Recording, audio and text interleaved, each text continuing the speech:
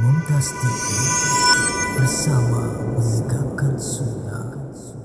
Alhamdulillah alladzi bi ni'matihi tatimmu shalihat. Segala puji bagi Allah Jalla Jalaluh yang karena nikmatnya kebaikan-kebaikan menjadi sempurna.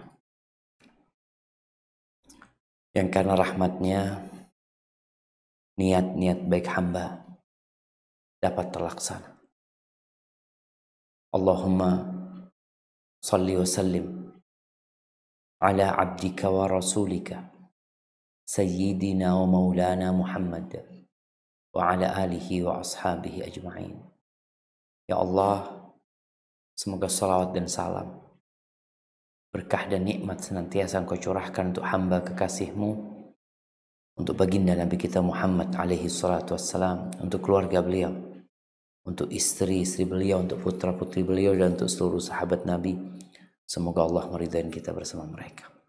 Amma ba'd, jamaah rahimakumullah. Bunga itu bisa layu, baju itu bisa kusut, rumah itu bisa lapuk, besi itu bisa berkarat, mesin itu bisa ngadat, listrik itu bisa padam, badan itu bisa sakit, duit itu bisa habis, usaha itu bisa tutup. Dan sejatinya kita tidak menginginkan semua itu terjadi. Kita ingin bunga itu tidak layu. Kita ingin bunga itu segar bugar, indah, semerbak. Tapi apa yang harus kita lakukan? Maka kita harus menjaga bunga tersebut agar dia tidak layu. Kita harus rajin menyiraminya, memupuknya, membersihkannya dari rumput-rumput yang mengganggunya. Terkadang kita harus menyemprotnya agar tidak ada hama yang merusak dan melemahkannya. Ketika kita ingin punya rumah yang tidak lapuk, maka kita harus jaga. Jangan sampai ada kebocoran yang dibiarkan. Kita tuh kalau melihat rumah orang yang tidak ada penghuninya, sebagian masyarakat mengatakan biasanya cepat rusak kalau rumah itu kosong. Iya, karena memang tidak ada yang merawatnya. Ketika ada kebocoran, maka dibiarkan. Yang terkadang kebocoran itu akan terus melebar sehingga rumah itu jadi rusak. Kita tidak ingin mesin mobil kita rusak, ngadat. Kalau kita pakai, kemudian kita merasa ada yang tidak nyaman, lalu kita bawa ke bengkel, kita perbaiki, mobil kita selamat. Tapi kalau mobil itu nggak pernah dirawat, hanya dinaikin saja, maka biasanya lama-kelamaan mobil itu rusak dan harus dijagal. Ahibati fillah, iman kita pun bisa pudar dan dia bisa rapuh. Hampir sebulan 6 hari kita meninggalkan bulan Ramadan. Ya, mungkin masih ada kenangan-kenangan indah yang sering kita ingat dalam memori kita berkaitan dengan Ramadan. Bagaimana awal Ramadan kita sholat tarawih, bagaimana seorang ayah bawa anak, keluarganya menuju ke rumah Allah Azza wa Jalla. Artinya banyak sekali kenangan-kenangan indah. Bagaimana kita ketika membaca Al-Quran, menghatamkannya, bagaimana tatkala kita berbagi, berbuka dengan kaum du'afa, ya. Bagaimana tatkala iktikaf, bagaimana tatkala kita meninggalkan segala kesenangan dunia kita fokus beribadah, mendekatkan diri kepada Allah Azza wa Jalla. Ada banyak kenangan indah itu. Tapi sebagian besar mungkin sudah lupa. Sebagian kita sudah tidak lagi membaca Al-Quran. Tidak lagi sholat rawatib. Tidak lagi sholat di masjid. Tidak lagi sholat malam. Tidak lagi menjaga pandangannya. tidak lagi menjaga mulutnya karena sudah lupa dengan kenangan. Itu yang berkaitan dengan rapuh dan pudarnya keimanan. Rasulullah SAW mengatakan innal iman la yakhlaqu fi jawfi ahadikum. Iman itu dapat pudar. Iman itu bisa usang. Kama yakhlaqu athawb. Sebagaimana baju itu juga bisa usang. Orang ketika punya baju baru, Masya Allah, bagus, enak dipakai, kokoh dan kuat. Tapi setelah melalui waktu yang cukup panjang, terkadang baju itu ketarik dikit robek. Iman pun dapat seperti itu. Orang-orang yang berada di saf pertama ketika bulan Ramadan, orang-orang yang senantiasa menjaga pandangan matanya, lisannya selalu basah dengan zikrullah, boleh jadi dia tidak melakukan itu lagi. Mungkin sebagian kita melihat mana kawan anak kemarin yang berada di saf pertama. Atau engkau akan bertanya, ya Allah, kemarin anak berada di saf pertama. Kemarin tiada hari tanpa Al-Quranul Karim. Tapi sekarang sepekan belum tentu membaca Al-Quranul Karim. Kata Nabi SAW, Fasalullaha an yujaddida imanakum. Berdoalah memohon kepada Allah agar Allah memperbaharui iman kalian. Artinya kita tidak boleh mendiamkan hal ini, jemaah. Perlu ada doa yang dipanjatkan dan usaha yang dilakukan agar iman kita ini terjaga. Mungkin sebagian tidak peduli dengan urusan iman. Iman ini adalah sumber segala keindahan, segala kenyamanan, segala kelezatan di dunia dan kelak di akhirat. Jadi sebagian orang berpikir bagaimana memperbaiki rumahnya karena itu tempat tinggal dia. Ya Ustaz, anak tinggal di sini. Anak kalau bocor kan nggak enak. Rumah kalau nggak ada AC-nya kan nggak nyaman. Kalau tokennya habis jadi isi lah. Begitu pedulinya manusia dengan urusan sandang, pangan, papan. Tapi terkadang dia nggak peduli dengan urusan iman dia. Padahal iman ini sumber segala keindahan dalam kehidupan. Man amila salihan min dzakarin aw untha wa huwa mu'min. Barang siapa yang beramal soleh, laki-laki, wanita, wa huwa mu'min, dengan syarat dia beriman. Jadi kalau ada orang beramal soleh, beramal kebajikan tanpa iman, gak ada gunanya. Yang melakukan amal soleh dengan dasar keimanan, falanuhyiyannahu hayatan thayyibah, maka kami akan berikan kepadanya penghidupan yang baik. Jadi yang ingin hidup baik, yang ingin hidup nyaman, yang ingin hidup berbahagia, maka yang diperhatikan satu, iman. Udah engkau akan dapat kehidupan yang baik. Loh Ustaz, kalau hanya bicara iman, tapi kan dalam kehidupan dunia ini kita nggak selalu senang Ustaz. Kadang-kala kita kena musibah, kadang-kala kita kehilangan sesuatu yang kita cintai. Nah, tapi kalau dengan iman urusannya selesai. Loh kok bisa?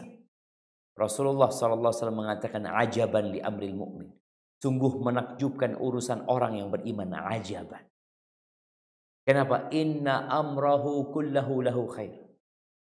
Semua urusan orang beriman itu baik. Pokoknya dia beriman, semua urusannya baik. Walaysa dzalika illa lil mu'minin. Yang seperti ini tidak dimiliki kecuali oleh orang yang beriman. Sesuai dengan tingkat keimanannya tentunya. Kalau dapat musibah, dia bersabar.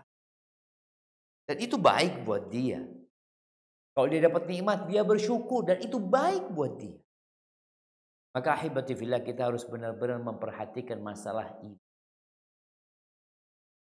Jangan cuma motornya yang diservis, jangan cuma mobilnya yang dimodifikasi, jangan cuma handphonenya yang mendownload aplikasi-aplikasi. Iman kita juga perlu seperti itu. Kalau engkau ingin hidup tentram dan damai. Ahibati fillah, Allah menjadikan sebab untuk setiap target yang diinginkan. Itu sudah sunnatullah. Apa sekarang cara agar tidak pudar dan tidak rapuh? Agar tetap kokoh. Maka ada beberapa perkara yang terpenting. Yang pertama adalah memahami asma'ullah al-husna. Jadi mengenal Allah Azza wa Jal. Yang tiap hari kita bangun tidur, kita mengatakan alhamdulillah alladzi ahyana ba'dama amatana wa ilaihin nusyur. Siapa itu Allah? Yang kita mengatakan alhamdulillah. Ketika kita berwudu kita mengatakan bismillah. Siap. Ketika keluar dari rumah kita mengatakan bismillah tawakkaltu ala Allah. Belum lagi ketika kita sholat, dalam setiap gerakan kita, kita menyebut namanya Allahu Akbar, Allahu Akbar, Allahu Akbar. Siapa itu? Maka disinilah kalau ingin iman itu bertambah, kita harus kenal sama Allah Azza wa Jal. Dan diantara cara yang paling utama mengenal Allah adalah dengan mengenal Allah dari nama-namanya. Walillahil asma'ul husna. Allah itu memiliki nama-nama yang indah. Allah sebutkan dalam Al-Quranul Karim. Rasulullah SAW menjelaskan dalam hadisnya. Kita perlu mengenal. Maka di sini pentingnya jemaah setiap hari. Kalau kita punya media, tiap hari kenalkan di nama Allah 1, 2, 3. Terus dikenalkan orang dengan nama-nama Allah. Itu informasi yang sangat dibutuhkan oleh umat. Rasulullah SAW bersabda, Inna lillahi tis'atan wa tis'ina asma. Sesungguhnya Allah itu memiliki 99 nama. Man ahsaha mi'ah ila wahidah, 100 kurang 1. Man ahsaha dakhalal jannah. Barang siapa yang menghafalnya masuk surga. Dia menghafalnya, memahaminya, meyakininya, beribadah dengan nama-nama Allah itu masuk surga. Sedangkan syarat masuk surga itu iman. Maka di sini mengenal nama-nama Allah akan menumbuhkan keimanan, menguatkan ketakwaan, menanamkan keyakinan. Bagaimana tidak jemaah? Ketika seorang mengetahui Allah itu Ghafur, Allah itu Syakur, Allah itu Razzaq, Dzul Quwwatil Matin, Allah itu Alimun Khabir, Allamul Ghuyub, Ar-Rahmanir Rahim, Al-Latif. Maka di sini kau kenali Allah. Kau baca asma'ullah dengan memahaminya. Kalau kita baca Quran, hampir di penghujung ayat itu kadang-kala ditutup dengan nama Allah, dengan 2 nama Allah, dengan 1 nama Allah. Maka kita hafalkan. Kita baca. Kita berdoa dengannya. Yang insya Allah iman itu akan naik. Ketika kita mengetahui Allah mendengar segala yang diucapkan. Dan Allah akan memberikan balasan dengan setiap yang dikatakan oleh manusia. Dan diperbuat olehnya. Maka kita jadi hati-hati kalau mau beramal. Karena Allah mengawasin. Allah mencatat. Yang kedua. Mentadabburi ayat-ayat Allah. Kita ini baca Quran. Alhamdulillah. Ramadan kemarin sebagian sudah hatam.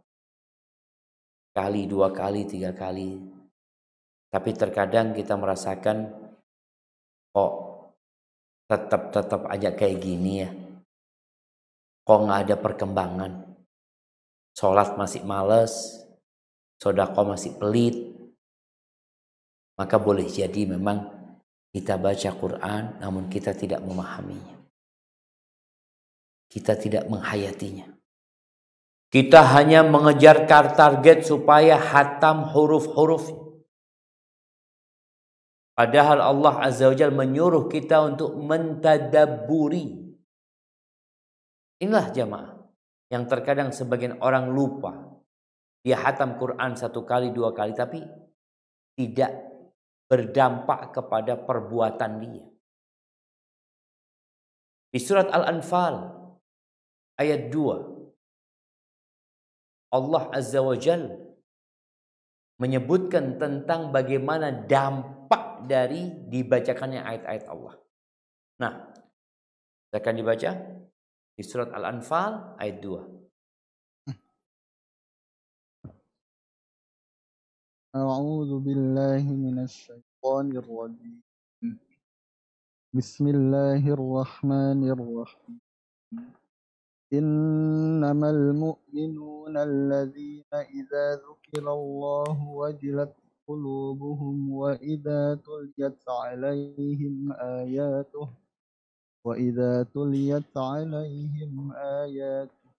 zadatuhum imanan wa 'ala rabbihim yatawakkalun. Artinya sesungguhnya orang-orang yang beriman itu adalah mereka yang apabila disebut nama Allah gemetarlah hati mereka, dan apabila dibacakan ayat-ayatnya bertambahlah iman mereka karenanya, dan hanya pada Tuhanlah mereka bertawakal. Allahu Akbar. Disebut nama Allah bergetar. Dibacakan kalamullah, nama Allah disebut bergetar. Dibacakan kalamullah, firman Allah, bertambah keimanan mereka.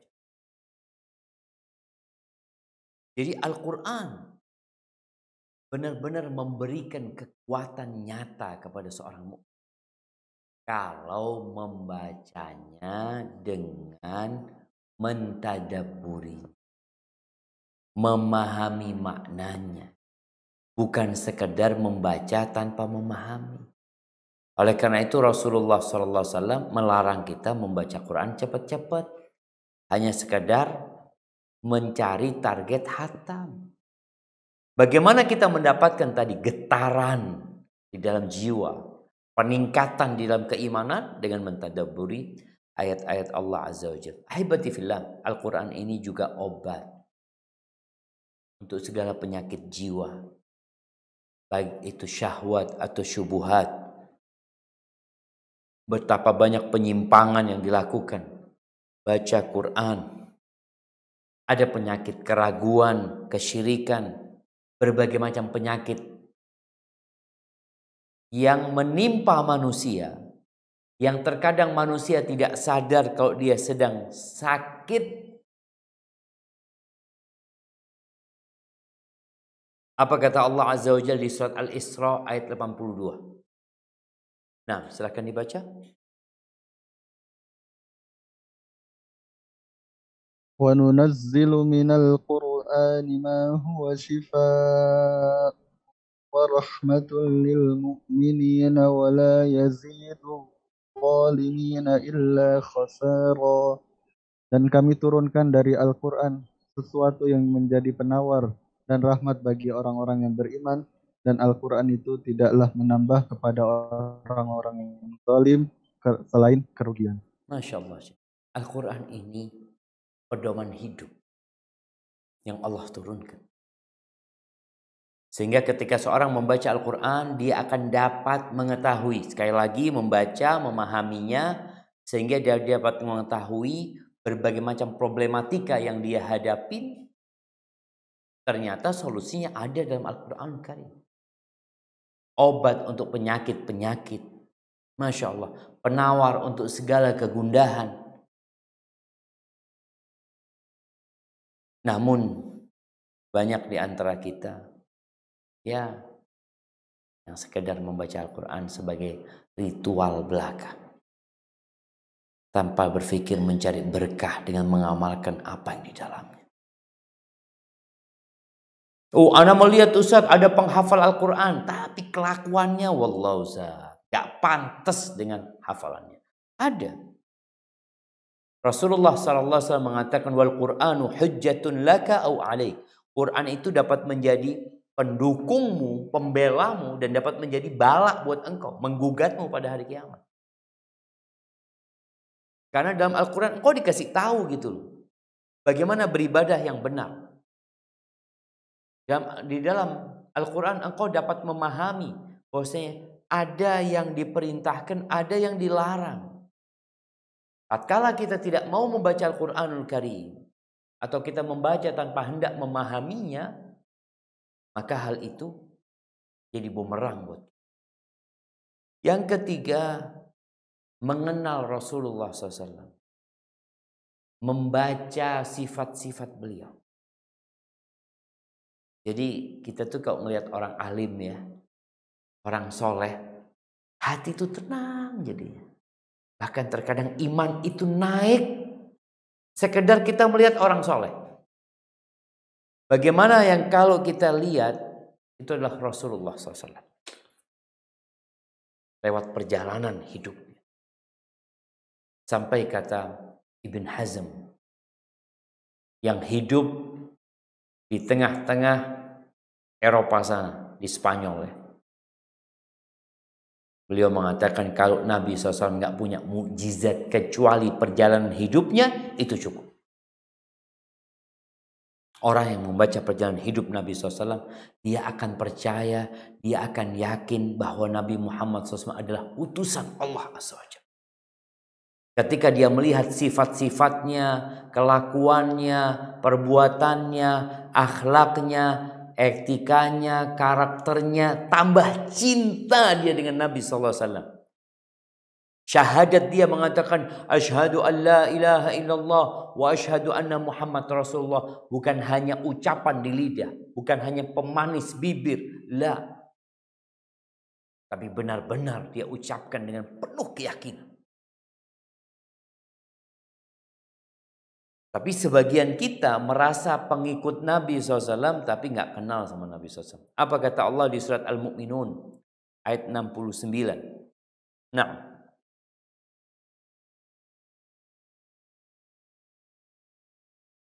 Am lam ya'rifu rasulahum fahum lahu munkirun. Yang artinya, ataukah mereka tidak mengenal Rasul mereka, karena itu mereka memikirinya. Orang tak kenal maka tak sayang. Orang nggak kenal sama Nabi Muhammad SAW, ya pantas dia tidak menyayanginya, tidak menghargainya, tidak menghormatinya. Maka di sini pentingnya membaca perjalanan hidup Nabi. Ikut kajian yang berkaitan dengan sirah Nabawiyah. Baca tentang sifat-sifat Nabi, bagaimana kemuliaan beliau, bagaimana kasih sayang beliau, bagaimana keberanian beliau, bagaimana kedermawanan beliau. Semua yang dilakukan Nabi SAW indah. Dan sekali lagi, itu akan menambah iman. Engkau rasakan. Ahibati fillah. Yang keempat adalah bertafakkur dalam ciptaan Allah dan menghayati tentang diri kita sendiri. Artinya kita perlu bertafakur, melihat ya langit. Ketika di malam hari jangan cuma handphone aja yang dilihat. Taruh handphonenya. Engkau keluar rumah. Engkau lihat tuh bagaimana Allah menciptakan bintang-bintang. Engkau lihat bagaimana rembulan, bagaimana mentari. Lihat bagaimana gunung-gunung. Jadi sebagian orang yang berlibur, kemarin liburan ya, sebagian orang mungkin berangkat ke puncak, berangkat ke pantai, tolong engkau niatkan untuk menambah keimanan. Di situ ada unsur refreshing, istirahat dari penat kerja, tapi niatkan aku sedang ingin menambah keimananku dengan mentadabburi ciptaan Allah Azza wa Jalla. Ini kalau harus keluar rumah. Tapi kalau engkau gak keluar rumah, engkau tadabburi penciptaan dirimu sendiri. Allah mengatakan wa fi anfusikum afala tubsirun. Dan di diri kalian ada tuh tanda-tanda kebesaran Allah. Lihat jari-jarimu, lihat yang namanya ada garis-garis di jari kita nih jamaah, yang dijadikan untuk basmah itu ya sidik jari. Antum lihat jamaah, ada hampir 8 miliar manusia, nggak ada yang sama sidik jari. Antum lihat ketika bercermin, antum lihat alis antum. Antum lihat tangan antum, kenapa tangan anak kok 5, kok nggak 6 ya, kok nggak 7 ya. Antum lihat bagaimana kuku itu tumbuh. Dan bagaimana kalau gigi antum seperti kuku tiap hari tumbuh.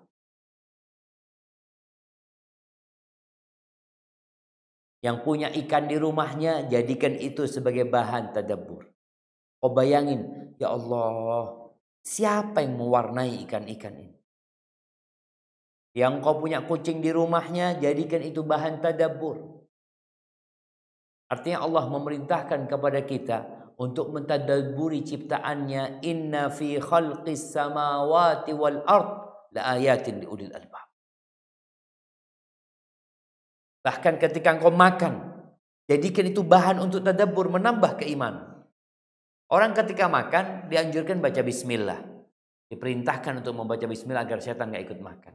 Bayangkan ketika engkau makan, kau lihat ada ayam, ada udang, kadangkala ada daging. Masya Allah. Bagaimana ini semua bisa sampai ke meja makan? Dulu kita belajar SD tentang siklus kehidupan. Manusia, ada hewan ternak, ada ular, ada tikus, ada padi, apa. Sebenarnya lebih panjang lagi kalau kau mau tadabburi. Nasi itu bisa menjadi bahan tadabbur. Gimana nasi ini bisa sampai di meja makan? Siapa yang menanam? Petani. Siapa yang menumbuhkan? Allah Azza wa Jalla. Bagaimana selama 3 bulan itu padi dirawat agar dia bisa dipanen. Ketika dia dipanen, berapa orang yang memanennya? Kemudian digiling, diselep. Setelah itu keluar beras. Bagaimana beras itu dibungkus, kemudian diangkut, kemudian dijual ke warung sebelah atau warung sebelah beli di pasar. Kemudian baru dimasak dan bisa koma. Ada tanda-tanda kebesaran yang itu akan menumbuhkan keimanan kita dan meningkatkan. Tapi kebanyakan manusia itu ghafilun. Ghafilun. Kebanyakan manusia itu orang-orang yang lalai. Maka mereka perlu diingatkan agar mereka tidak lalai. Ahibati fillah. Kalau kita mentadabburi ciptaan Allah, kita akan melihat betapa besarnya rahmat Allah Azza wa Jalla. Betapa luasnya karunia Allah Azza wa Jalla. Sampai ketika melihat orang sakit pun kita melihat di situ ada kasih sayang Allah SWT. Ketika COVID-19 kemarin, kau tadabburi gimana bisa terjadi virus yang kecil yang tidak bisa dilihat dengan mata, membuat pesawat tidak terbang, membuat airport ditutup, membuat mall nggak jalan, membuat sekolahan-sekolahan ditutup, bahkan sebagian masjid pun ditutup gara-gara virus yang kecil. Kau coba renungkan tentang bagaimana dahsyatnya ciptaan Allah Azza wa Jalla yang menyebabkan dunia ini kelabakan. Yang kelima, agar tidak pudar imanmu dan tidak rapuh keyakinanmu, memperbanyak zikrullah dan berdoa. Doa yang merupakan ruh sebuah ibadah ya. Jadi zikir ini, mengingat Allah ini menanamkan pohon keimanan di dalam hati. Zikir ini setelah menanam dia menyirami. Dia memberikan pupuk. Maka seorang hamba yang paling banyak berzikir, maka semakin kuat keimanannya. Sebagaimana beriman itu menuntut kita untuk banyak berzikir, zikir itu juga menguatkan keimanan kepada Allah Azza wa Jalla. Dan zikir ini jamaah amalan yang ringan, Makanya kalau orang futur, ya Allah Ustaz, ana malas ke masjid ya Ustaz ya, ana kok nggak kayak dulu lagi, perbanyak zikir. Udah, amalan yang tidak perlu waktu panjang, tapi semua waktu bisa diisi zikir. Amalan yang tidak perlu tempat khusus, tapi di semua tempat selain toilet kita bisa berzikir mengingat Allah Azza wa Jalla. Dan Allah mengatakan fadhkurullaha dzikran katsira. Ingatlah Allah sebanyak-banyak. Orang yang gundah, orang yang galau, orang yang hidup dalam keraguan, orang yang hidup dalam keputusasaan, obatnya apa? Ingat sama Allah Azza wa Jalla. Memperbanyak zikir, baca subhanallah, baca la ilaha illallah, baca Allahu Akbar. Apa kata Allah Azza wa Jalla tentang faedah dan keutamaan zikir ini? Allah sebutkan di surat Ar-Ra'd ayat 28. Nah, silahkan dibaca.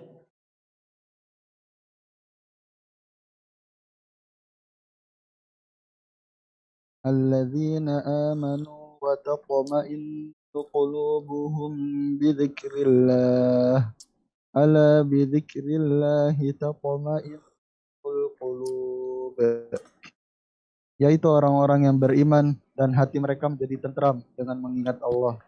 Ingatlah, hanya dengan mengingat Allah hati menjadi tentram. Hanya dengan mengingat Allah. Mengingat manusia membuatkan kita gundah gulana. Mengingat dunia membuat dada menjadi sempit. Mengingat masa lalu terkadang membuat kita bersedih. Mengingat masa yang akan datang membuat kita cemas dan khawatir. Kalau engkau ingin tenang, ingat sama Allah Azza. Allah yang punya masa lalu kita. Allah yang punya masa depan kita. Allah yang kalau menginginkan sesuatu hanya tinggal mengatakan kun. Jadi. Maka kita harus benar-benar membasahi lidah kita dengan zikrullah. Paling tidak segala aktivitas kita. Minum bismillah. Selesai minum alhamdulillah. Keluar rumah bismillah. Tawakkaltu ala Allah. Masuk rumah bismillah. Semua kegiatan dibalut dengan zikir. Sekali lagi ini amalan yang ringan jemaah. Engkau gak perlu keluar duit. Engkau gak perlu basah-basah berkeringat. Engkau tidak perlu harus makan banyak demi untuk berzikir. Maka Allah katakan tentang orang-orang yang cerdas. Siapa mereka? Alladzina yadhkuruna Allah qiyaman wa qu'udan wa ala junubihim. Mereka adalah orang-orang yang senantiasa mengingat Allah dalam posisi berdiri, dalam posisi duduk, dalam posisi rebahan. Wa yatafakkarun fi khalqis samawati wal ard. Dan mereka adalah orang-orang yang bertafakkur, memikirkan penciptaan langit dan bumi ini. Rabbana ma khalaqta hadza batilan subhanaka faqina adzabannar. Kemudian di antara yang menyebabkan iman kita tidak pudar atau menjaga keimanan dari kepudaran dan kerapuhan adalah mengetahui keindahan agama Islam. Sebagian kita beranggapan aturan agama itu memberatkan manusia, menyusahkan manusia, dan hanya berdampak negatif kepada manusia. Maka kita melihat ada propaganda untuk meninggalkan agama. Oke, nggak apa-apa engkau tinggalkan agama semuanya kecuali Islam. Karena betul ada banyak agama yang menyusahkan. Islam datang, inna hadad din yusr. Ini agama mudah. Yuridullah bikumul yusra. Kata Allah, Allah menginginkan kemudahan buat kalian. Maka kita harus belajar mengenali keindahan agama Islam ini. Jadi kita jadi senang, ya Allah enak banget jadi muslim itu ya. Bagaimana aduh nggak enak jadi muslim, nggak boleh berzina. Allahu Akbar. Ketika engkau tahu zina ini penyakit, merusak masyarakat, merusak dirimu, merusak anak keturunanmu, merusak rezekimu, merusak rumahmu, kau akan tahu ternyata Islam ya Allah indah banget Islam. Maka kita perlu memahami keindahan agama Allah ini. Sebagian berpikir, aduh Islam ini sulit. Riba nggak boleh. Engkau lihat. Di pengharaman riba itu ada penjagaan untuk hak-hak manusia. Wallahi jamaah, ana berangkat ke rumah saudara, dia beberapa tahun yang lalu terjebak riba ya. Dia mengatakan utangnya itu 450 juta. Dia sudah bayar bunganya 350 juta. Berapa tahun itu ya? Bayangkan. Seharusnya dalam Islam dia tinggal 500 juta lunas. Ini enggak. 350 juta itu bertahun-tahun hanya bunganya. Maka kita harus memandang dengan kacamata yang hak. Agama ini indah. Agama ini sesuai dengan akal manusia, jiwa dan fitrah manusia, dan bisa dilaksanakan di semua kesempatan. Maka bagaimana kita memohon kepada Allah agar dicintakan kepada diri kita iman ini. Senang sama agama, bukan benci. Ada orang yang Islamophobia, Muslim Islamophobia. Gimana imannya mau naik? Sedangkan sumber keimanannya dia tinggalkan. Apa kata Allah Azza wa Jalla di surat Al-Hujurat ayat 7? Nah, surat Al-Hujurat ayat 7.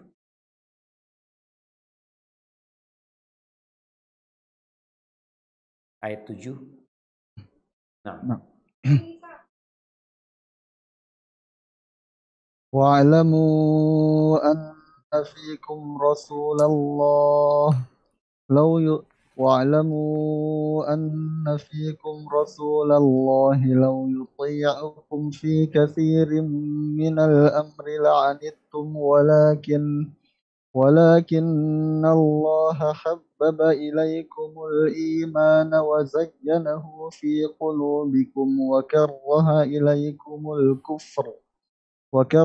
إليكم الكفر والفسوق والعصيان أولئك هم الراشدون. Ya, artinya, dan ketahuilah olehmu bahwa di kalanganmu ada Rasulullah. Kalau ia menuruti kemauan kamu dalam beberapa urusan, benar-benarlah kamu mendapat kesusahan. Tetapi Allah menjadikan kamu cinta kepada keimanan dan menjadikan iman itu indah di dalam hatimu, serta menjadikan kamu benci pada kekafiran, kefasikan, kedurhakaan.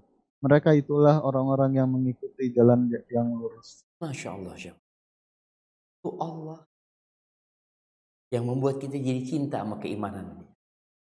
Karena indah agama ini. Namun ada orang yang suka dengan kekufuran, yang cinta dengan kefasikan, dengan kemaksiatan. Oh, senang banget dia. Dia merasakan itulah kenikmatan. Lah, itulah azab sebenarnya yang kau akan rasakan. Karena dosa, kata Nabi SAW, mahaka fi nafsika wa karihta yattali alaihim. Dosa itu sesuatu yang menggerutu di dalam jiwamu, yang menyesakkan dadamu dan engkau nggak ingin orang lain tahu. Sedangkan iman, Allah. Orang kalau sudah dicintakan keimanan, dia akan mudah sholat, mudah baca Quran, mudah berpuasa, mudah bersedekah, mudah berhaji, umrah, Masya Allah, mudah semuanya. Karena Allah sudah menciptakan di dalam diri. Maka kita perlu mengkaji tentang keindahan-keindahan agama. Ada ungkapan orang-orang ateis yang mengatakan agama itu opium. Agama itu memabukkan. Agama ini pegangan hidup yang menyelamatkan manusia dari azab Allah.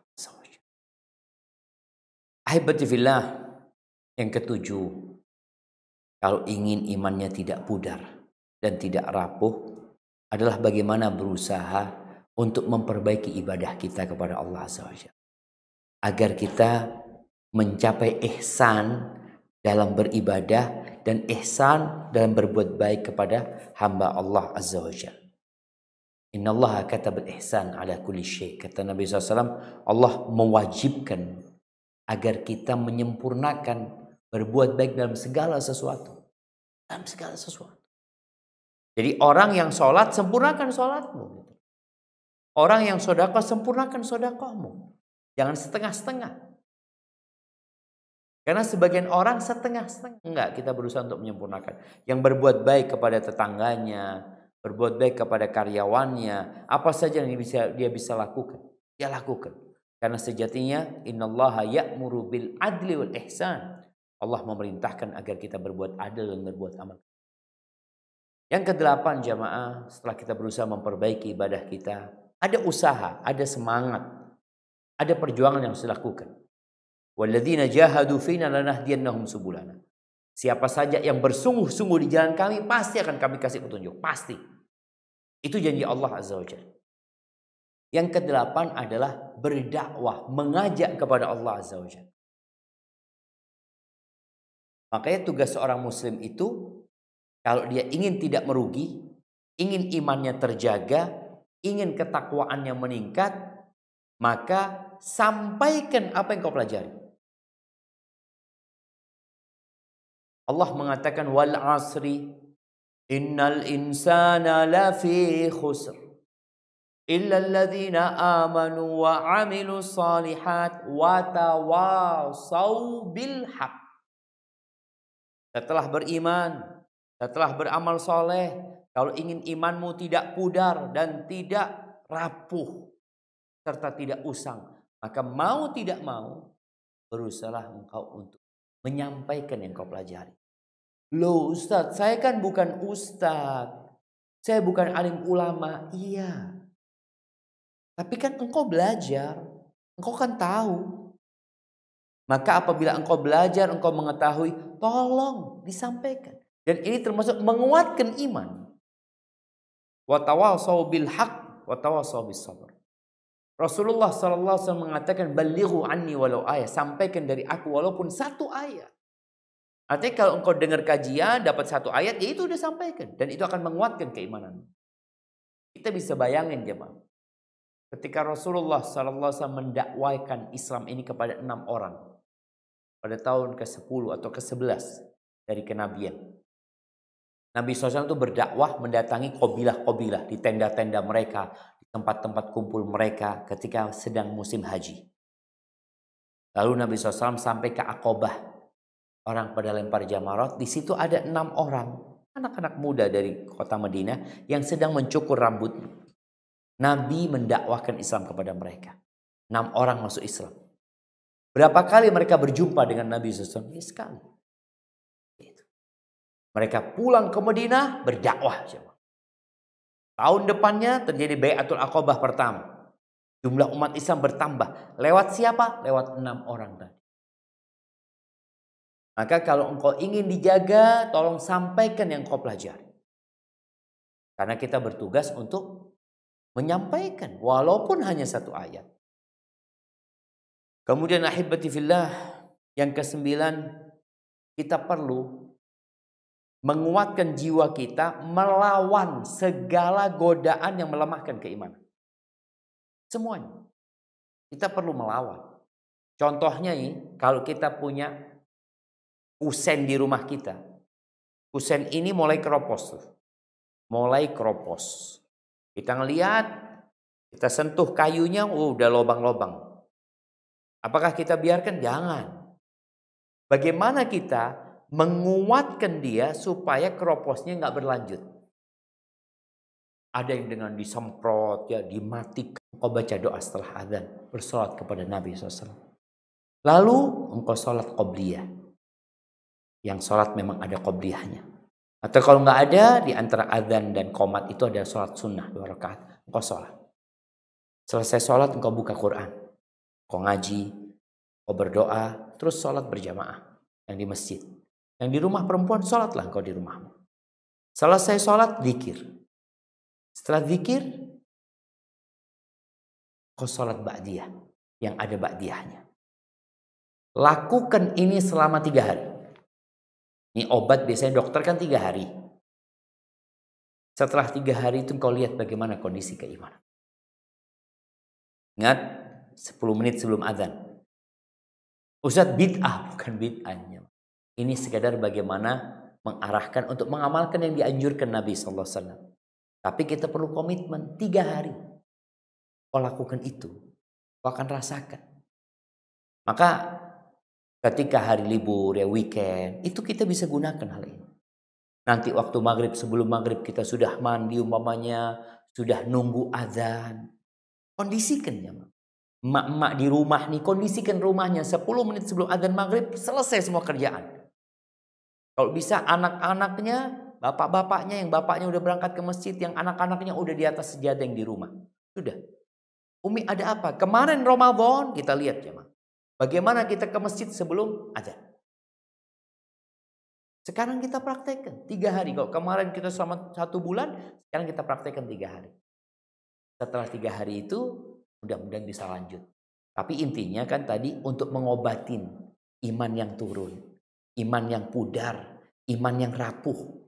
Mudah-mudahan dengan 3 hari ini kita menjaga tuh amalan, insya Allah engkau akan rasakan bagaimana nikmatnya beribadah kepada Allah Azza wa Jalla. Karena sebagian kita beribadah bertahun-tahun, tapi dia masih merasa terbebani dengan agama Allah ini. Semoga dengan cara itu Allah berikan kekuatan kepada kita dan kita kembali bersemangat untuk mendekatkan diri kepada Allah Azza wa Jalla. Perbanyak doa, ya muqallibal qulub, tsabbit qalbi ala dinik. Minta Rabbana la tuzigh qulubana ba'da idh hadaitana wa hab lana min ladunka rahmah innaka antal wahhab. Itu mungkin yang dapat Ana sampaikan. Kurang lebihnya mohon maaf. Ana kembalikan ke moderator. Jazakumullah khair. Masya Allah. Jazakumullahu khairan wa barakallahu fikum. Kami sampaikan pada Ustaz Dr. Syafiq Riza Basalamah Al-Sema Hafizahullah Ta'ala atas materi yang telah disampaikan dan ilmu yang telah disampaikan pada kita. Semoga Allah Subhanahu wa Ta'ala memberikan kita taufik agar kita dapat mengamalkan ilmu yang kita dapat dari Ustaz. Baik, kita masuk ke sesi tanya jawab dan sebagaimana yang telah Ana sampaikan di mukadimah, untuk sesi tanya jawab ini pertanyaan dapat diketik via chat room Zoom atau pada kolom komen pada YouTube Kolbun Salim TV dan atau bisa secara langsung dan kami mohon untuk raise hand terlebih dahulu. Baik, pertanyaan pertama. Bismillah. Assalamualaikum warahmatullahi wabarakatuh. Waalaikumsalam warahmatullahi wabarakatuh. Ahlan wa sahlan. Nah. Semoga Ustadz dan keluarga, panitia serta kaum muslimin dalam keadaan sehat serta afiah dunia akhirat Allah. Allahumma. Izin bertanya Ustadz tentang berzikir tadi Ustadz, apakah amalan berzikir harus berurutan jumlah tertentu ataukah setiap ingat beristighfar tanpa dihitung Ustadz? Mohon pencerahannya Ustadz. Jazakallah khairan barakallah. Na'am barakallahu fikum. Ya ahibati fillah, ini pertanyaan yang menarik sekali ya, berkaitan dengan berilmu sebelum beramal. Banyak di antara kita yang beramal, tahu-tahu salah ternyata amalannya. Boleh jadi karena dahulu dia nggak tanya. Ustaz, anaknya dikasih tahu siapa? Beramal itu apa kata Allah, apa kata Rasulnya. Kita bernegara itu ya sudah kan ada aturannya. Aturan siapa yang dipakai? Ya aturan yang dibuat. Ketika kita berkendaraan di jalan, orang itu jangan asal nyetir. Kenapa? Ada aturannya, ada rambu-rambunya yang kau harus pelajari. Begitulah dalam beragama. Maka kalau dari pertanyaannya, masalah zikir nih. Seperti apa sih zikir? Ana dapat amalan Ustaz zikir ya, suruh baca qul huwallahu ahad 2300 kali. Masya Allah. Kenapa 230 kali? Apakah Nabi SAW mengajarkannya atau tidak? Atau kita yang bikin-bikin? Berkaitan dengan zikir, zikir ini ada 2 macam. Yang pertama ada yang disebut muqayyad, yang kedua mutlak. Yang muqayyad ini artinya zikir yang terikat dengan lafadznya, terikat dengan waktunya, terikat dengan tempatnya, terikat dengan jumlahnya, terikat dengan bagaimana membacanya. Ada yang terikat. Kalau zikir yang terikat dengan ketentuan, maka kita ikuti ketentuannya. Seperti umpamanya selesai sholat Rasulullah SAW istighfar 3 kali. Ya udah, kita istighfar 3 kali. Anda mau 7 kali, boleh. Engkau 100 kali, 107 kali boleh.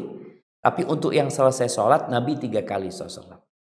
Kemudian Nabi SAW umpamanya bertasbih, membaca subhanallah 33 kali.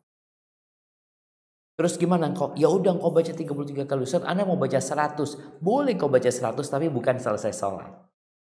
Jadi untuk yang sudah ditentukan jumlah waktunya, maka hendaklah kita mengikuti yang sudah ditentukan. Tapi kalau yang mutlak, zikir yang kedua, zikir yang mutlak.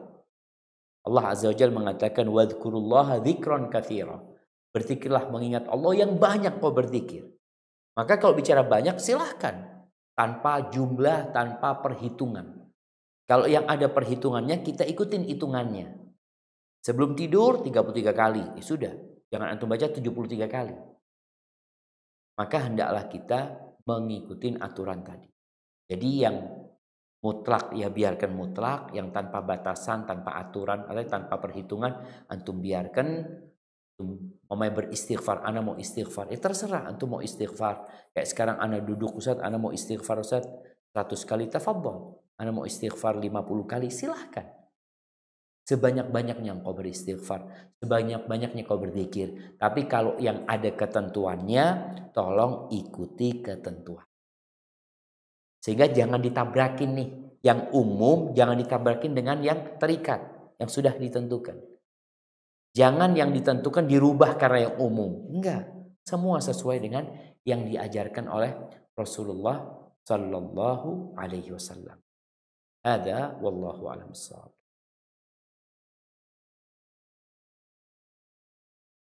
Masya Allah. Barakallahu fikum ya Ustazana. Kemudian selanjutnya Ana panggil pada Al-Akh Muhammad Arifin Prabowo. Tafadhol. Muhammad Arifin Wibowo. Nah. Assalamualaikum warahmatullahi wabarakatuh. Waalaikumsalam warahmatullahi wabarakatuh. Ahlan. Masya Allah, tabarakallah Ustaz. Suatu yang menyenangkan buat Ana bisa bergabung di Zoom meeting ini. Langsung saja Ustaz, izin bertanya. Untuk saat ini Ustaz, saya tinggal di lingkungan dengan pengakuan firqah yang ngakunya terbaik semua, yang ngakunya mengikuti sunnah Rasulullah. Dan saat ini Ustaz, ini sedikit curhat ya Ustaz ya.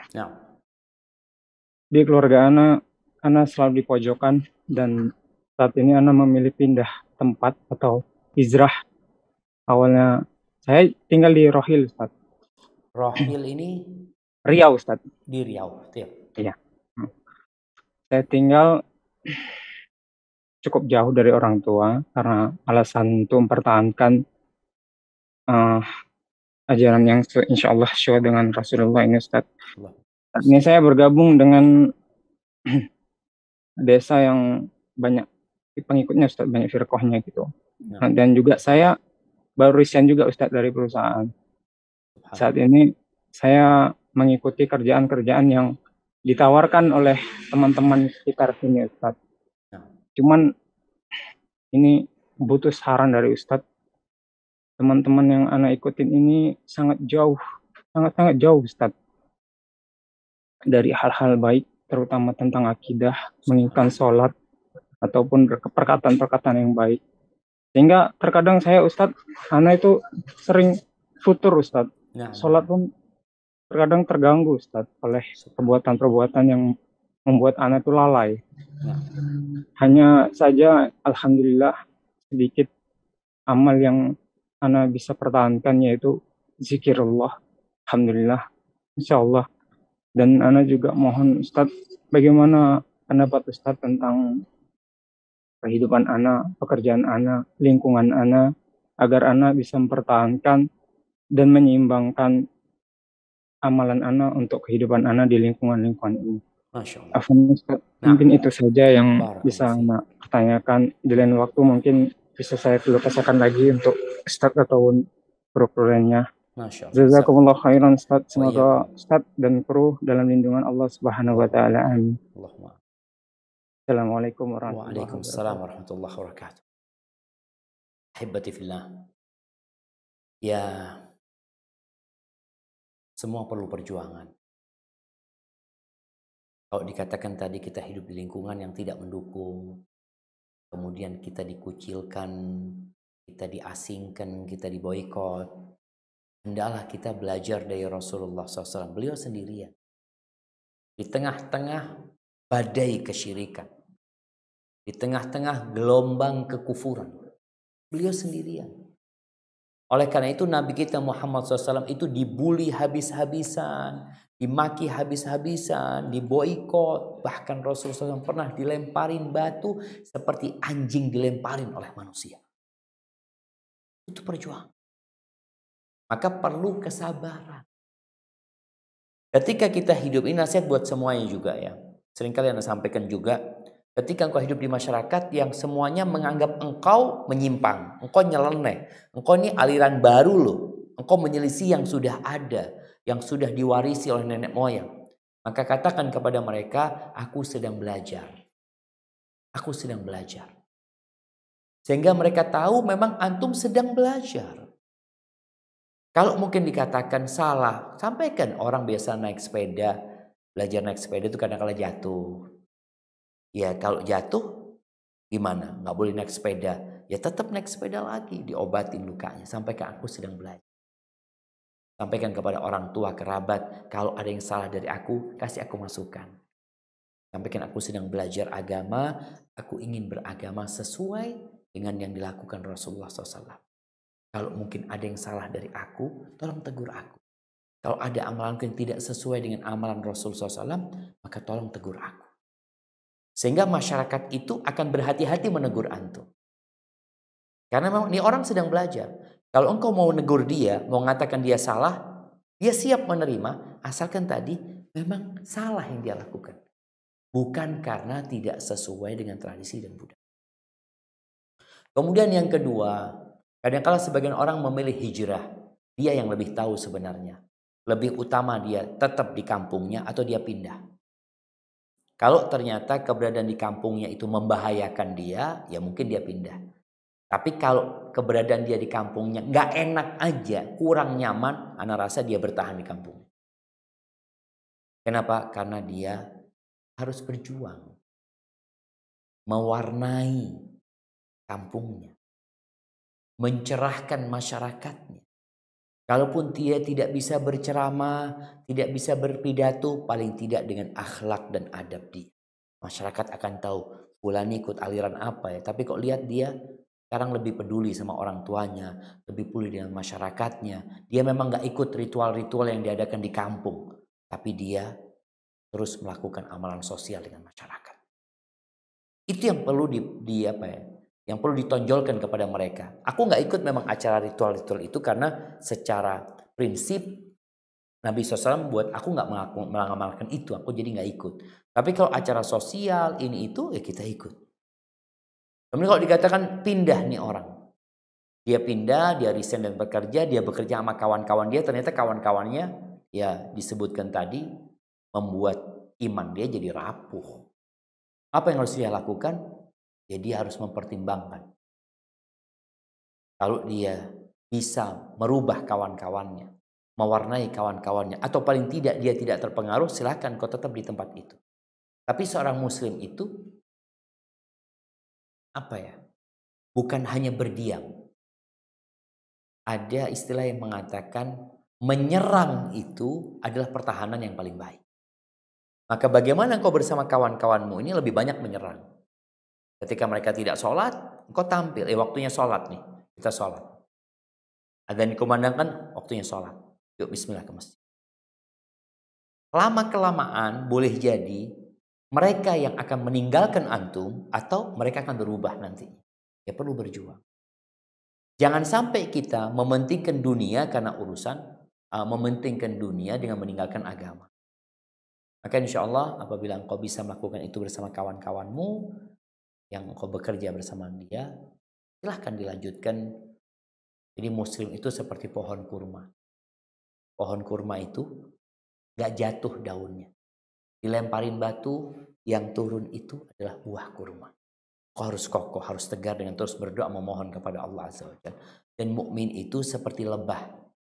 Oke, lebah itu pergi jauh, tapi dia tidak pergi kecuali ke tempat yang indah ini. Dan ketika dia berangkat ke bunga-bunga yang indah itu, dia tidak merusaknya. Dia mengambil yang terbaik dan dia menyisakan yang terbaik. Hada wallahu a'lam bishawab. Jazakumullahu khairan ya Ustadzana. Kemudian pertanyaan selanjutnya akan Ana bacakan. Assalamualaikum Ustadz. Waalaikumsalam warahmatullahi wabarakatuh. Afwan izin bertanya, suami saya qadarullah masih belum mendapatkan hidayah Ustadz. Beliau sangat baik menafkahi saya dan sangat berbakti kepada kedua orang tuanya. Tapi beliau masih lalai dalam beribadah. Tapi saya melihat suami pelan-pelan membaik Ustadz. Qadarullah dulu suami pernah kecewa pada takdir, marah dan terucap, kenapa Allah jahat sama hamba-hambanya? Kenapa Allah nggak adil? Rasanya capek beragama kalau kayak gini. Aku nggak mau percaya dan berharap lagi. Tapi setelah mereda, suami anak sholat dan beribadah seperti biasa. Saya ingin tanya Ustadz, apakah pertanyaan tersebut menghina Allah sehingga menjadi pembatal keislaman sehingga menjadi kafir? Kemudian bagaimana status pernikahan dalam kondisi tersebut Ustaz? Barakallahu fikum. Wa fikum wa barak. Ya ahibati fillah. Ada orang-orang yang kecewa dengan takdir dia. Bahkan kekecewaan itu terkadang membuat dia mengucapkan ucapan-ucapan yang tidak baik tentang Allah Azza wa Jalla. Maka hal ini perlu diperbaiki. Bagaimana dengan kondisi keimanan suami? Semoga karena kebodohan dia, karena ketidaktahuan dia, semoga dia ada uzur di situ. Namun sekarang bagaimana sikap istri memperbaiki kondisi suami? Dengan mengenalkan Allah kepada dia. Karena takdir baik dan buruknya harus kita percayai. Sebagian orang itu hanya beriman kepada takdir baik. Takdir buruk dia merasa nggak pantas dia mendapatkannya. Padahal kalau dia faham dan dia memahami kondisi kehidupan ini, kita ngelihat ada orang kaya, ada orang miskin, ada orang kasih penyakit, bahkan ada yang penyakitnya lebih parah dari dia. Allah kasih kegagalan dalam bisnisnya lebih parah dari dia. Dalam semua itu ada rahmat Allah Azza wa Jalla. Allah itu Arhamur Rahim. Maka insya Allah ketika suami mengatakan itu karena memang dia tidak sabar, dan ini juga berkaitan apakah dia beriman dengan takdir atau tidak. Padahal iman kepada takdir itu adalah salah satu rukun Islam. Maka hendaklah kita menguatkan iman dia. Pernikahannya insya Allah nggak ada masalah. Tinggal nanti sebagai istri duduk sama suami. Mengenalkan Allah kepadanya. Kalau dia pernah kecewa, datang ke orang-orang yang lebih susah hidupnya daripada dia. Yang lebih parah musibahnya daripada dia. Sehingga dia akan sadar. Ternyata yang Allah berikan itu banyak. Dan ingatkan dia kepada nikmat yang ada pada dirinya. Nikmat kedua mata. Bayangin, apakah dia mau dua mata itu ditukar sama jet pribadi? Dia dikasih jet pribadi, tapi diambil kedua mata. Dia hidup sampai mati gak bisa melihat, tapi punya jet pribadi. Dia akan tahu bahwa nikmat Allah itu banyak. Hanya kebanyakan manusia tidak bersyukur. Hadza wallahu a'lam bishawab. Barakallahu fikum ya Ustadzana wa jazakumullahu khairan. Kemudian kami panggil selanjutnya pada Al-Ukh Dewi, tafadholi. Bismillahirrahmanirrahim. Assalamualaikum warahmatullahi wabarakatuh, Ustaz. Waalaikumsalam warahmatullahi wabarakatuh.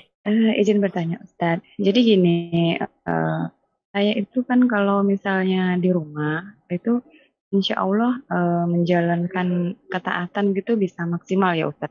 Siap. Tapi ketika pergi gitu ya, nginep di rumah saudara, orang tua dan lain seperti saat mudik kemarin gitu kan nginep di rumah, bukan di rumah saya tuh kok kayaknya jadi kayak nggak istiqomah gitu. Jadi kayak atau mungkin banyak acara atau apa biasanya. Tapi nanti kalau balik ke rumah lagi mulai lagi ketaatan itu Ustaz, itu apa ada yang salah dengan keistiqomahan saya atau bagaimana Ustaz? Mohon penjelasannya. Jazakallah khair. Masya Assalamualaikum Allah. warahmatullahi wabarakatuh. Waalaikumsalam warahmatullahi wabarakatuh. Nah, ahibati fillah, kondisi lingkungan itu mempengaruhi. Makanya terkadang ada orang yang nggak pernah sholat ba'diyah wala qabliyah. Ketika dia bersama kawan-kawannya berangkat ke masjid, dilihat semua kawannya habis sholat duhur pada sholat, dia duduk sendirian. Dia merasa nggak nyaman gitu. Kenapa aku nggak sholat? Akhirnya dia sholat. Jadi lingkungan itu benar-benar mendukung. Ketika melihat semuanya pada buka Quran, itu jadi pada ingin membaca Al-Quranul Karim. Namun tatkala kita pindah tempat, terkadang kita terpengaruh dengan tempat tersebut.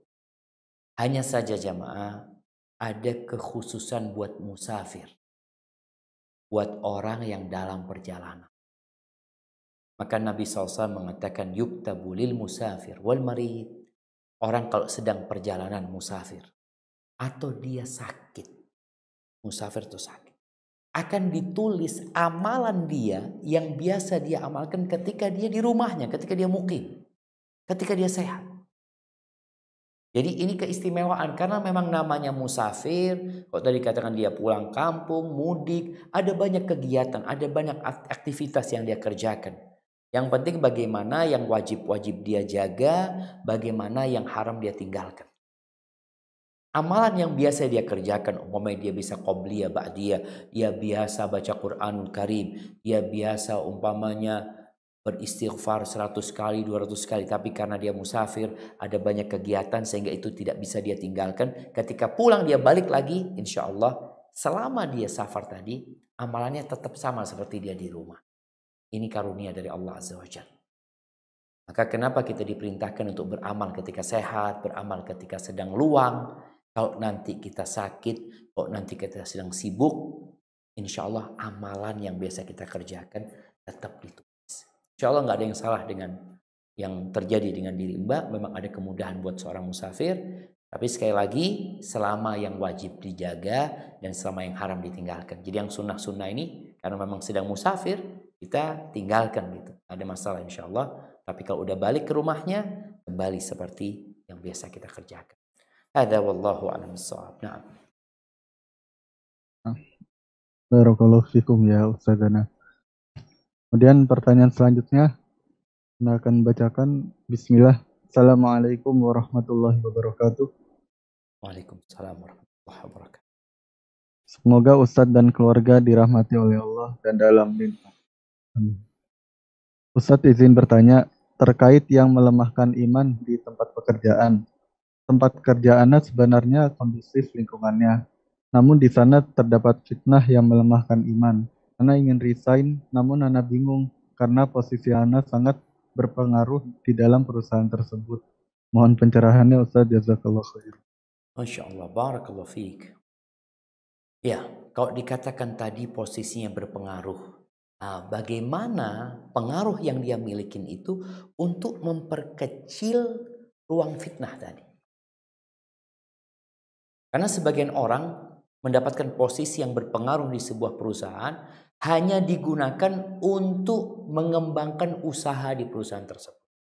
Untuk memperbanyak omset, ya, untuk memperbanyak keuntungan. Bagaimana sekarang kau berpikir ada fitnah di perusahaan ini. Ada sesuatu yang harus Ana hindari. Jadi kemungkaran itu kalau bisa dihilangkan. Kalau nggak bisa dihilangkan atau kita tidak mampu menghilangkannya, paling tidak memperkecil jumlahnya, mempersempit ruang geraknya. Maka Ana rasa orang-orang yang berada di perusahaan, ya, karena kita terus terang jamaah, di negeri kita ini fitnah hampir di mana-mana ada itu fitnah. Kalau tadi yang sampaikan ke pasar, ya, penuh dengan fitnah. Antum ke perusahaan, kerja di perusahaan juga ada fitnah, khususnya fitnah perempuan umpamanya. Maka bagaimana kita mengkondisikan diri kita dan memperkecil ruang fitnah tersebut. Jadi selama kerjaannya halal, jadi sesuatu ini di luar yang insya Allah bisa dikondisikan, maka antum kondisikan. Tapi kalau nantinya ternyata keberadaan antum di tempat itu menyebabkan iman antum semakin turun gara-gara fitnah tersebut, dan solusinya memang harus pergi, ya mau nggak mau harus pergi. Tapi kalau solusinya enggak, Ustaz, alhamdulillah ana bisa hindari, ana bisa perkecil. Apalagi tadi antum orang yang berpengaruh, fitnah ini perkecil ini bukan hanya buat antum, tapi untuk karyawan semua, kawan-kawan semua, sehingga itu jadi ladang pahala buat antum. Jadi nasihat ana kepada siapapun yang berada di sebuah tempat yang dia punya posisi yang dapat digunakan untuk perbaiki. Bukan hanya memperbaiki perusahaan dari sisi dunianya, tapi bagaimana memperbaiki perusahaan dari sisi semua akan mendapatkan ketenangan dan kedamaian. Ahibati fillah, perusahaan-perusahaan itu yang dipikirkan sebenarnya adalah keuntungan. Selama kita bisa berdakwah di tempat itu, bahkan membuat keuntungan semakin besar, insya Allah perusahaan nggak ada masalah. Bahkan kemarin ada yang menyampaikan orang-orang barat sekarang saat di Eropa, di Asia Pasifik, ya Jepang mana itu, mereka sekarang menawarkan wisata halal. Wisata halal, bro. Wisata yang menyebabkan muslim tuh jadi nyaman gitu. Mereka tawarkan itu. Padahal mereka nggak beriman. Karena tujuan mereka bisnis, urusan bisnis. Maka bagaimana muslim memanfaatkan sekarang fitnah ini dihilangkan, perusahaan tidak akan terganggu dengan fitnah tersebut. Artinya dengan dihilangkannya fitnah tersebut, perusahaan tetap akan maju dan akan mendapatkan keuntungan. Mungkin ini menjadi pemikiran setiap muslim, bagaimana dia menjadikan tempat kerja dia kondusif, menguntungkan buat perusahaannya, dan tetap terjaga keimanan orang-orang yang bekerja di sana. Salah satu contohnya tadi, wisata halal yang ditawarkan oleh dunia sekarang jamaah. Hada wallahu a'lam bishawab. Mungkin kita ke pertanyaan terakhir. Nah, tafadhal. Baik, Masya Allah. Barakallahu fikum. Untuk pertanyaan terakhir, langsung saja Anda panggil pada Ummu Raisyah, tafadholi. Assalamualaikum warahmatullahi wabarakatuh, Ustaz. Waalaikumsalam warahmatullahi wabarakatuh. Ahlan wa sahlan. Naam, tafadhali. Ustaz, Afan izin bertanya. Ini biasanya kan kalau bulan Ramadan itu kan ketaatan Masya Allah begitu meningkat gitu ya. Ya. Setelah pasca Ramadan ini kan kebetulan Anas juga sebagai ibu rumah tangga gitu kan. Mengurusi segala sesuatunya itu sendiri gitu. Terus Anas juga kebetulan kan mengajar di sebuah TPA juga gitu. Ya. Terkadang untuk tilawah Al-Quran itu biasanya yang kalau ketika Ramadan itu bisa sampai 2 juz atau 3 juz. Ini sekarang kadang subhanallah kadang 1 juz aja kurang gitu loh Ustadz. Ya. Terus kalau misalkan sholat malam juga kadang setengah jam sebelum subuh itu baru bisa dilakukan gitu karena pada rumah memang agak capek gitu. Itu gimana ya Ustadz? Apa itu yang dinamakan futur atau gimana Ustadz? Mohon penjelasannya Ustadz. Jazakallahu khairan Ustadz. Assalamualaikum. Waalaikumsalam warahmatullahi wabarakatuh. Subhanallah jemaah. Ya, Ramadan berbeda dengan selain bulan Ramadan. Kita semua tahu bagaimana Allah benar-benar mengkondisikan Ramadan. Pintu-pintu surga dibuka, pintu-pintu neraka ditutup, setan-setan dibelenggu. Sehingga semangat untuk beribadah di bulan Ramadan itu berbeda. Makanya kalau bicara kualitas, kuantitas ibadah di bulan Ramadan, ya tentunya nggak sama. Itu ada kemuliaan.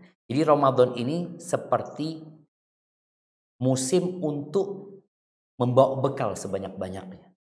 Kalau kita bicara HP, bagaimana kita cas HP ini yang biasanya cukup 8 jam, boleh jadi dengan Ramadan ini HP itu cukup untuk 8 hari. Jadi Ramadan yang 1 bulan ini bagaimana bisa kuat untuk sampai bulan Ramadan selanjutnya. Kalau berkaitan dengan berkurangnya jumlah ibadah kita wajar, nggak ada masalah. Nabi SAW mengatakan, "I'malu minal a'mali ma tutiqun, alaikum bil amal ma tutiqun." Kata Nabi SAW, beramalah dengan amalan yang kalian mampu, Kalau tadi dikatakan, ana nggak mampu lagi 3 juz, udah mampunya berapa? Ana mungkin setengah juz, lakukan yang setengah juz. Karena memang dikatakan tadi, ana ada banyak kerjaan ini dan itu, tapi itu kerjakan. Ana Ustaz cuma mampu setengah jam sebelum subuh. Lakukan itu. Jadi yang penting kita itu terhindar dari yang haram dan terus melaksanakan yang wajib. Yang sunnah kita jaga sesuai kemampuan kita. Jadi jangan dipaksakan. Mau seperti Ramadan nggak bisa. Makanya kalau dikatakan apakah kita harus seperti Ramadan setelah Ramadan, nggak bisa. Makanya para ulama itu beramal sebelum Ramadan dan di bulan Ramadan berbeda. Rasulullah SAW juga berbeda. Ketika di bulan Ramadan beliau iktikaf sampai 10 hari. Selesai Ramadan enggak, udah gitu. Udah beraktivitas seperti biasa. Tapi tetap menjaga nilai-nilai Ramadan tersebut. Maka dijaga tadi baca Qur'annya walaupun tidak seperti Ramadan tapi tetap kita membaca. Sholat malamnya Ramadan kita bisa 11 rakaat, bisa 23 rakaat. Di luar Ramadan Anda bisa 5. Jaga engkau 5. Jadi intinya bagaimana nilai-nilai Ramadan tetap kita jaga walaupun secara jumlah tidak seperti di bulan Ramadan. Dan terus berdoa memohon kepada Allah agar diterima amalannya, dikukuhkan hatinya dan dimatikan di atas agama ini. Ada yang dapat Anda sampaikan, kurang lebihnya mohon maaf. Anda kembalikan ke moderator. Jazakumullah khair.